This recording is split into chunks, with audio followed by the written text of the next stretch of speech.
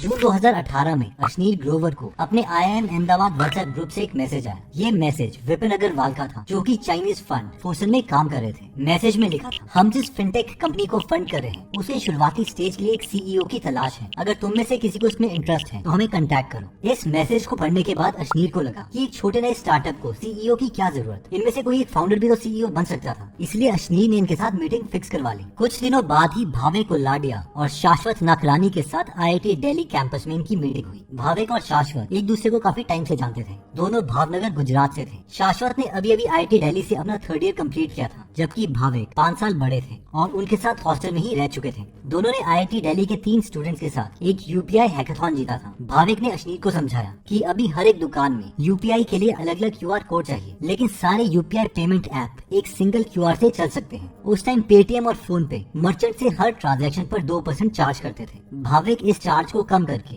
1% तक करना चाहते थे, ताकि वो मर्चेंट्स को अपना नया ऐप यूज करने के लिए अट्रैक्ट कर सके। अश्नीर ने कहा कि अगर वो लोग 1% चार्ज करते हैं तो वो गेम चेंज नहीं कर पाएंगे और ना ही सक्सेसफुल हो पाएंगे, क्योंकि अगर किसी कॉम्पिटिटर ने लास्ट में 0.9% रेट सेट कर दिया तो इस बात में कंपटीशन लगा रहेगा कि कौन रेट और कम कर सकता है। यहाँ से बात साफ थी कि भावेक सिर्फ टेक्निकल पॉइंट ऑफ व्यू से सोच रहे थे, जबकि अश्नीर बिजनेस साइड देख रहे थे। अश्नीर ने सजेस्ट किया कि अगर वो अपनी सर्विस फ्री कर सकते हैं ताकि ज्यादा से ज्यादा मर्चेंट उनकी ऐप को यूज करें। भावेक को एहसास हुआ कि उन्हें अपनी कंपनी को बनाने के लिए अश्नीर जैसे ही फाउंडर की जरूरत है। भावेक और शाश्वत ने 2 महीने पहले ही कंपनी स्टार्ट की थी और दोनों ने मिलकर 1 लाख रुपए इन्वेस्ट किए थे। लेकिन भावेक CEO नहीं बन सकते थे, क्योंकि उन पर अमेरिका के क्रेडिट कार्ड का चार्ज लगाया गया था। एक्चुअली भावेक जब US में थे तो उन्हें पता चला कि किसी भी अमेरिकन का अगर उन्हें सोशल सिक्योरिटी नंबर पता है तो उनका क्रेडिट कार्ड वो अपने घर में डिलीवर करवा सकते हैं। इसके लिए किसी ऑथेंटिकेशन की जरूरत नहीं पड़ती। भावेक के दोस्त ने इस थ्योरी को टेस्ट करने के लिए कुछ क्रेडिट कार्ड एक्सेस करने की कोशिश की, लेकिन FBI ने भावेक को पकड़ लिया। अब ये नया फिनटेक उनके लिए एक मौका था खुद को साबित करने का।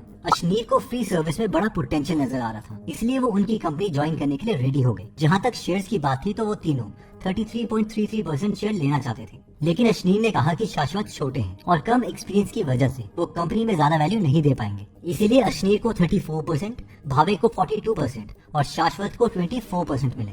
कुछ दिन के बाद अश्नीर को शाश्वत के 3 IIT फ्रेंड तन्मय, योगी और सत्यम के पेरेंट्स का फोन आया कि तुमने हमारे बच्चों पर काला जादू कर दिया है। वो इस स्टार्टअप के चक्कर में IIT कंप्लीट किए बिना कॉलेज छोड़ रहे हैं। एनीवेज, अश्नीर इसके बाद इन्वेस्टर्स के पास पैसे लेने के लिए चले गए। MX के संजय ऋषि ने 25 लाख रुपए इन्वेस्ट किए। मुंजल हीरो ग्रुप के अक्षय मुंजल ने 25 लाख। इसके अलावा कुणाल खट्टर, मैजिक पेन के अंशु शर्मा, पेयू के Nitin Gupta, angel list, venture catalyst और ग्राम फैक्ट्री के नवनीत सिंह सब पैसे इन्वेस्ट करते हैं और कुल मिलाकर 1.92 करोड़ रुपए इकट्ठा हो जाते हैं 18 करोड़ के प्री मनी वैल्यूएशन पर। और आजादी के दिन यानी 15 अगस्त 2018 को भारत पे अपना प्रोडक्ट लॉन्च करता है। भारत पे बहुत जल्दी ग्रो हो रहा था और 2019 के एंड तक सिर्फ 13 महीने में भारत पे की वैल्यूएशन $0 से $425 मिलियन हो गई।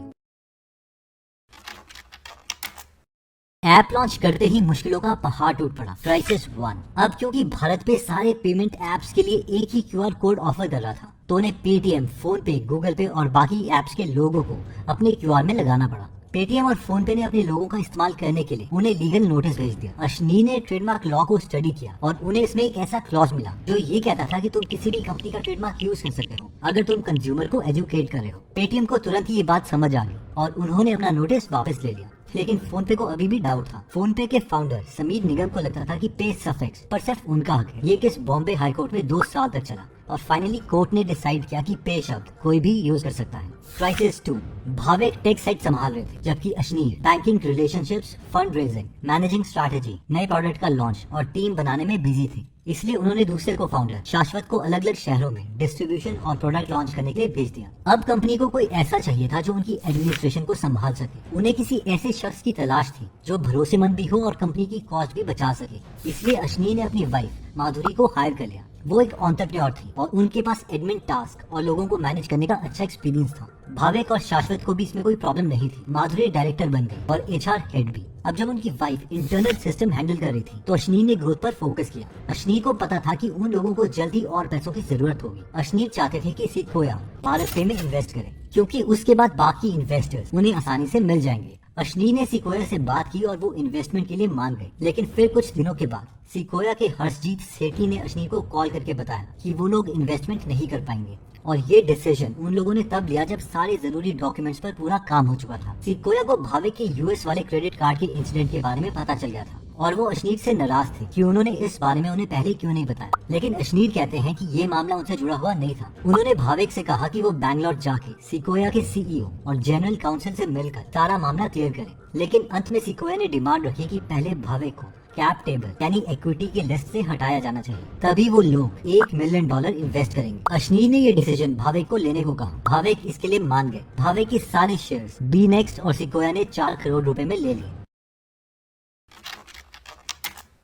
धीरे धीरे अशनीर की अपनी कंपनी में कई टीम मेंबर्स के साथ टेंशन बढ़ने लग गई, जिसमें पहले थे सुहेल समीर। अशनीर ने सुहेल समीर को हायर किया अपने आइडियाज को एग्जीक्यूट करने के लिए, ताकि वो ग्रोथ पर ध्यान दे सके। हायर करने के बाद अशनीर को पता चला कि सुहेल को पिछली job RP Sanjeev Goenka group से निकाला गया है, क्योंकि उनका अफेयर किसी लेडी के साथ चल रहा था और वो लेडी भारत पे में सुहेल की ईए के लिए जॉब के लिए अप्लाई कर रही है। अशनीर ने सुहेल से कहा कि उन्हें उनके पास का पता चल गया है और वो उस लेडी को हायर नहीं करने वाले। इस पर सुहेल हंस दिए और कहा कि उन्हें कोई फर्क नहीं पड़ता। लेकिन अशनीर जानते थे कि सुहेल इस बात पर नाराज जरूर होंगे। फिर कुछ दिनों के बाद जब अशनीर अपनी वाइफ को डायरेक्टर बनाने का सोच रहे थे, तो एक दिन भावेक के साथ सुहेल ने ड्रिंक करते हुए कहा कि अगर माधुरी बोर्ड सीट में आती है तो मैं मार्च में रिजाइन कर दूंगा। अशनीर को बुरा तो लगा, लेकिन उन्होंने डिसाइड किया कि वो अपनी वाइफ माधुरी को डायरेक्टर नहीं बनाएंगे। लेकिन वो कहते हैं कि ये उनकी सबसे बड़ी मिस्टेक थी। शाश्वत नकरानी। अशनीर कहते हैं कि 20 साल का लड़का जिसने आईआईटी ड्रॉप कर दिया था, उसने मिलियंस बनाए सिर्फ सही जगह सही टाइम पर आने के लिए। जब अशनीर को निकाले जाने की बारी आ रही थी तो शाश्वत ने वोट भी किया और अशनीर का फोन भी नहीं उठाया। इवन जब आईआईटी कंप्लीट करने की बारी आई तो अशनीर ने उन्हें कॉलेज जाने दिया और उनका सारा काम संभाला।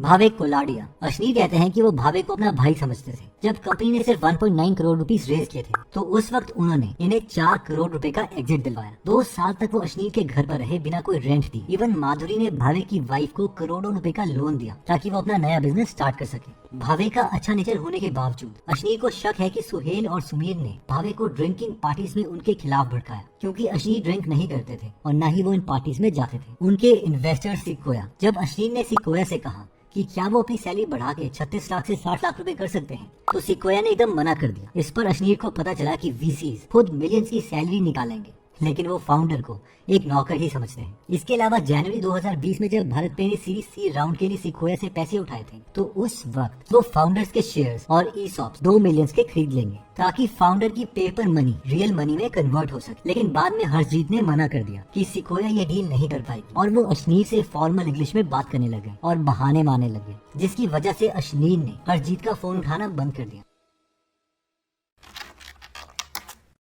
अशनीर को कोटक में अपने रिलेशनशिप मैनेजर के साथ 23 जुलाई 2021 को एक बातचीत हुई जो कि कुछ इस तरीके से थी। सर, जोमेटो के शेयर 116 रुपए के पहुंच गए हैं। अशनीर, ओके, तो हम इसे बेच देते हैं। आरएम, ओके सर, मैं आपको रिकॉर्ड पर रखूंगा। इसी बीच जोमेटो का शेयर इंक्रीज होता गया। आरएम, ऑर्डर एग्जीक्यूट हो गया है सर, आपके 136 रुपए पर शेयर के हिसाब से बेचे गए हैं। जोमेटो आईपीओ की ओपनिंग के 8 मिनट के बाद ही अशनीर ने 2.25 करोड़ रुपीस कमाए। अशनीर ने वो पैसे इन्वेस्ट किए थे जो भारत पे के दूसरे स्टार्टअप से उन्होंने स्टॉक्स में कमाए थे। वो स्टॉक एक्सचेंज में मौजूदा बिजनेस के बजाय अर्ली स्टेज स्टार्टअप के फाउंडर में इन्वेस्ट करते थे। हालांकि स्टार्टअप्स हाई रिस्क वाले होते हैं, लेकिन इनमें रिटर्न भी अच्छा मिलता है। जोमेटो में अशनीर ने 100 करोड़ पे इन्वेस्ट किए थे। 5 करोड़ उनके खुद के थे और 95 करोड़ कोटक से उन्होंने लिए थे 10% इंटरेस्ट लोन पर। अब जोमेटो के आईपीओ से उन्होंने पैसा कमाया, इसलिए वो नायका के आईपीओ में भी पैसा कमाना चाहते थे। इसलिए उन्होंने दोबारा से कोटक से लोन लेने का सोचा, जिसके लिए उन्होंने करीबन 400 कागज पर साइन किया। लेकिन हुआ ये कि नायका के आईपीओ के कुछ दिन पहले ही कोटक ने उन्हें लोन देने के लिए मना कर दिया। जब अशनीर ने कहा कि कोटक ने बाकी लोगों को नायका आईपीओ के लिए तो लोन दिया है, तो इस पर कोटक बहाने मारने लगे, जिससे अशनीर की बहस कोटक के एम्प्लॉय से हो गई,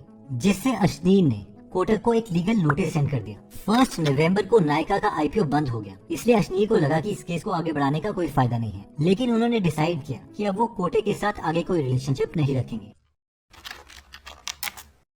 26 दिसंबर 2021 को अशनीर और भावेक को एक ईमेल मिलता है जिसकी सब्जेक्ट लाइन थी अशनीर एट इट्स वर्स्ट। ये मेल किसी यूनिकॉर्न बाबा की तरफ से थी जिसके ट्विटर पर कई फॉलोअर्स थे। ईमेल में एक ऑडियो फाइल अटैच थी जिसमें अशनीर की आवाज की रिकॉर्डिंग थी जब वो कोटक में अपने आरएम से बात कर रहे थे। ईमेल में यूनिकॉर्न बाबा ने लिखा था, मैं इस ऑडियो को पब्लिक कर दूंगा, ये जहर से भरा है, तुम लोगों को इस तरह से जान से मारने की धमकी नहीं दे सकते। What the F. अशनीर ने बात को हवा में उड़ा दिया। उन्हें पता था कि उन्होंने ऐसा कुछ नहीं किया है। उन्होंने कभी भी आरएम को जान से मारने की धमकी नहीं दी थी। उन्होंने सिर्फ उनसे जवाब और सफाई मांगी थी। अशनीर अपने बचाव के लिए यूनिकॉर्न बाबा को जवाब देते हैं। उन्होंने भाविक से पूछा क्या वो इस शख्स को जानते हैं, तो भाविक ने बताया कि हाँ, उनका एक कनेक्शन है। आखिरकार यूनिकॉर्न बाबा ने ऑडियो क्लिप डिलीट करने और मार्केटिंग सर्विसेज के बदले $2,40,000 की डिमांड की। यानी वो साफ तौर पर अश्नीर को ब्लैकमेल करने की कोशिश कर रहे थे। ऐसे कई कारण थे जो इस इल्जाम को झूठा साबित करते थे। इसके अलावा अश्नीर के आरब ने खुद उनके ऑफिस में आकर उन्हें न्यू ईयर विश किया था, तो इसीलिए अश्नीर ने इस ईमेल को मजाक में इग्नोर कर दिया। जनवरी 2022 में शार्क टैंक का पहला शो टीवी पर आया। अश्नीर एक दिन सुबह उठे तो उन्होंने देखा कि उनके फोन पर बहुत मैसेजेस आ रहे हैं। मिकी मल्का ने मैसेज किया था, ट्विटर पर एक ऑडियो फाइल तहलका मचा रही है, क्या ये सच में तुम्हारी आवाज है? बाबू बोंगो नाम के एक अकाउंट से ट्वीट आया था जिसमें इस कैप्शन के साथ एक साउंड क्लाउड लिंक था, अमीर फाउंडर्स बैंक एम्प्लॉयज के साथ ऐसा बिहेव करते हैं। अश्नीर ने ट्विटर को डायरेक्टली लिखकर बताया कि ये किसी स्कैमर की तरफ से फेक ऑडियो क्लिप है जो उन्हें ब्लैकमेल करने की कोशिश कर रहा है। उसी शाम ट्विटर ने इस ऑडियो फाइल को डिलीट कर दिया, लेकिन लोग तब तक इसे यूट्यूब पर अपलोड कर चुके थे। कुछ दिनों के बाद अश्नीर को एक और बड़ा झटका मिला। उन्होंने जो लीगल नोटिस कोटेक को भेजा था वो सारी बातें मीडिया में लीक हो गई थी, लेकिन इस लीगल नोटिस के बारे में सिर्फ अश्नीर, सुमित और कोटेक को पता था। तो अब सवाल ये था कि आखिर इस लीगल नोटिस की कॉपी मीडिया के हाथ कैसे आई? मीडिया ने जब कोटेक से इस मामले में कमेंट करने को कहा तो उन्होंने कंफर्म करते हुए कहा कि लीगल नोटिस वाकई में उन्हें भेजा गया था और अश्नीर ने वाकई में उनके एम्प्लॉयज को डराया धमकाया होगा। इस पॉइंट पर आकर अश्नीर को लगने लगा कि उनके खिलाफ कोई ना कोई जरूर साजिश कर रहा है। मीडिया उन्हें विलन बनाने में तुली हुई है, जबकि असल में कोटेक और उनके एम्प्लॉयज ने उनके साथ बदसलूकी की थी। ऊपर से अब वो टीवी पर आने लगे थे तो मामला और भड़क रहा था। उनके बारे में इंटरनेट पर नेगेटिव खबरें फैल रही थी। उन्होंने दिन रात करके भारत पे को सक्सेस की ऊंचाइयों तक पहुंचाया था, लेकिन इसके बावजूद उन्हें नीचे गिराने की पूरी साजिश हो रही थी। अश्नीर ने सोचा कि क्यों ना कुछ दिन छुट्टी ले ली जाए, बाद में मामला खुद ब खुद ठंडा हो जाएगा। भाविक, सुहेल और सुमित ने बोला कि वो बोर्ड मीटिंग में उनकी छुट्टी की एप्लीकेशन रिजेक्ट कर देंगे। इसी बीच अश्नीर ने रजनीश कुमार को प्रोफेशनल डायरेक्टर हायर किया। वो स्टेट बैंक ऑफ इंडिया के चेयरमैन रह चुके थे, जिनसे अश्नीर उस साल की शुरुआत में मिले थे। रजनीश को 50 लाख की एनुअल फीस और 2 करोड़ के ईसॉप मिलने वाले थे, लेकिन अपने काम के पहले ही दिन उन्होंने अश्नीर को ईसॉप की रकम बढ़ाकर 3 करोड़ करने के लिए कहा।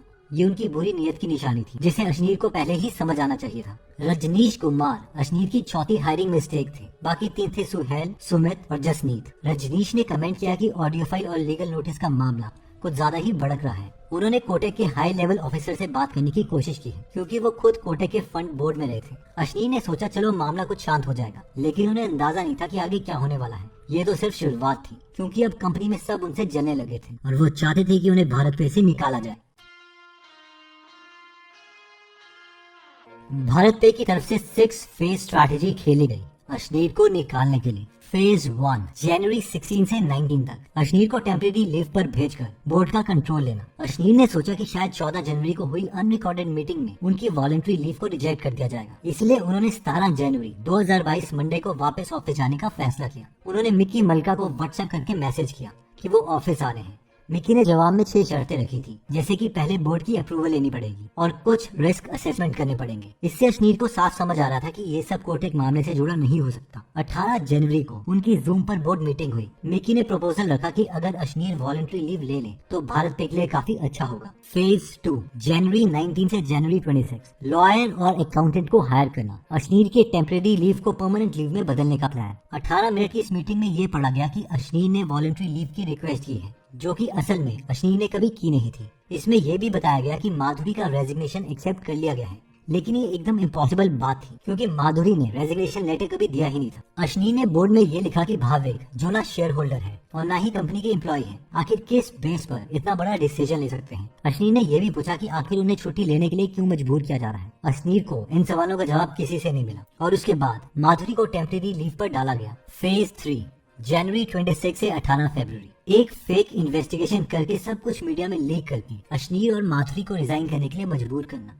फेज 4 18 फरवरी से 1 मार्च माधुरी को बड़ी आसानी से हटा देना, जो SH शेयर होल्डर अग्रीमेंट के अंडर प्रोटेक्टेड नहीं थी। मीडिया में बातें लीक करते रहना और अश्नीर को SH के अंडर हटाने का कारण ढूंढना। फेज 5 इतना सब होने के बाद अश्नीर ने डिसाइड किया था कि बस अब बहुत हो गया। वो अपने दुश्मनों को और मौका नहीं देना चाहते थे, बल्कि उन्होंने डिसाइड किया कि वो रिजाइन करके खुद कंपनी से बाहर हो जाएंगे। उन्होंने अपने लेटर में लिखा कि पिछले 3.5 सालों से जिस कंपनी को बड़ा करने और सक्सेसफुल बनाने के लिए उन्होंने दिन रात मेहनत की है, उसी कंपनी को छोड़ते हुए आज उन्हें बहुत तकलीफ हो रही है। जनवरी से अश्नीर और उनकी फैमिली पर बेबुनियाद इल्जाम लगाकर उन्हें परेशान और टॉर्चर किया जा रहा है। वो अपनी ही मैनेजमेंट और इन्वेस्टर्स के खिलाफ लड़कर अपनी कीमती वक्त जाया नहीं करना चाहते, क्योंकि इस सब से भारत पे को सबसे बड़ा नुकसान होगा। अश्नीर ने चैलेंज देते हुए कहा कि इस बात को कोई इग्नोर नहीं कर सकता कि भारत पे अश्नीर ग्रोवर की वजह से ही है। अश्नीर ने इस बात पर भी जोर दिया कि वो अभी भी कंपनी के सबसे बड़े इंडिविजुअल शेयर होल्डर हैं। अब हम इसे खत्म करते हैं। ये अश्नीर के आखिरी शब्द थे। अश्नीर कहते हैं कि इस वक्त मेरे आंसू निकलने भी बंद हो गए थे,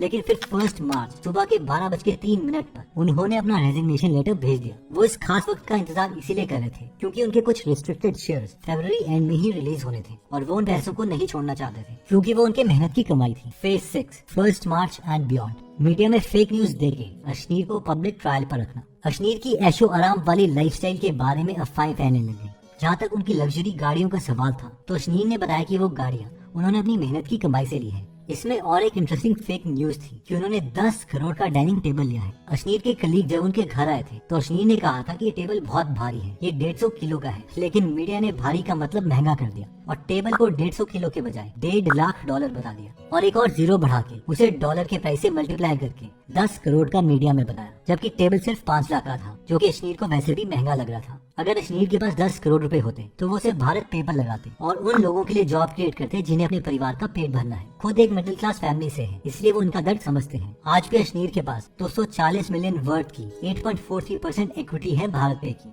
6 जुलाई 2022 को अश्नीर और माधुरी जैन ने एक नई कंपनी खोली, थर्ड यूनिकॉर्न प्राइवेट लिमिटेड के नाम से, जो अभी किसी को नहीं पता कि एग्जैक्टली क्या करी है। अश्नीर कहते हैं कि भारत पे की जर्नी से उन्होंने एज अ फाउंडर 5 लेसन सीखे। First, give your family a seat in board. अगर वो अपनी वाइफ माधुरी को डायरेक्टर बना देते तो शायद फोन पे से उन्हें रिजाइन नहीं करना पड़ता, इसलिए अपनी फैमिली को हमेशा प्रेफरेंस दो। Second, investor is not above you. बेशक इन्वेस्टर पैसे दे रहा है, लेकिन ये भी एक वेंडर की तरह है। जैसे एक इंजीनियर अपनी सर्विसेज देता है, वैसे ही इन्वेस्टर अपनी सर्विस देता है पैसे देके, इसलिए उसे भगवान मत मानो। Third, as a founder game is between you and your customer. Business में सिर्फ 2 ही लोग सबसे इंपॉर्टेंट है और वो है फाउंडर और उनका कस्टमर। कस्टमर को कुछ प्रॉब्लम है और फाउंडर उन्हें सोल्यूशन दे रहा है, और अगर हमें सक्सेसफुल बिजनेस बनाना है तो ये सबसे इंपॉर्टेंट चीज हमें याद रखनी पड़ेगी। Fourth, don't become a martyr. अगर आप फाउंडर हो तो ध्यान रखो कि हर इन्वेस्टमेंट के साथ आपके शेयर्स भी कैश में कन्वर्ट होने चाहिए। अगर ज्यादा सेक्रीफाइस करोगे तो एंड में खुद सफर करना पड़ेगा। इन प्रोफेशन से बच के रहो। अश्नीर के ओपिनियन में ड्रग, प्रोस्टिट्यूशन और बैंकिंग ऐसे प्रोफेशन हैं जो वैल्यू को डिस्ट्रॉय करें, इसलिए कोशिश करो कि इनमें ना ही पढ़ो। दोस्तों, अगर आप इस बुक की डिटेल बुक समरी हिंदी में पढ़ना या सुनना चाहते हैं तो आप गीगल एप्लीकेशन डाउनलोड कर सकते हैं, जहाँ पर 1200 से ज्यादा बुक समरीज अवेलेबल है। तो इस ऐप का लिंक मैं डिस्क्रिप्शन और फर्स्ट कमेंट में दे दूंगा। अगर आप हमारी वीडियोस मिस नहीं करना चाहते तो हमारा पेज लाइक करने के बाद 3 डॉट्स के बटन को प्रेस करके फॉलो के बटन को सिलेक्ट कीजिए और फाइनली सी फर्स्ट के ऑप्शन को सिलेक्ट कर लीजिए। इससे आपको हमारी हर पोस्ट मिलती रहेगी। जय हिंद।